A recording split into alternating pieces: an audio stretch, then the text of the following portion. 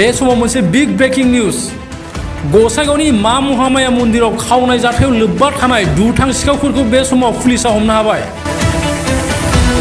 गसाइगाव महकुमा पुलिसनि गोख्रों संदाननायाव धुबुरी जिल्लानि बिलासिपारायाव सिग्रोमनानै 4 दुथां सिखावफोरखौ हमनो हायो। 16 साननि उनाव गसाइगाव महकुमा पुलिसनि मोनसे गिदिर जाफुंसारनाय। थांनाय 22 मेनि मोनायाव मा महामाया थानसालियाव बे सिखाव खावनाय जाथाया जादोंमोन। सिखावफोरा मन्दिराव मा महामायानि मुकुट आरो गहेनाफोरजों लोगोसे 10 लाख रांनिबो बांसिन बेसेननि मुवा बेसादफोरखौ लुथिदोंमोन।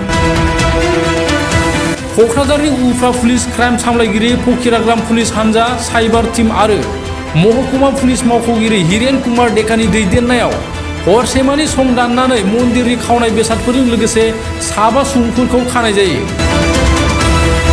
बिसोरनि गेजेराव 4 सिखाव आरो 1 बायगिरिमोन।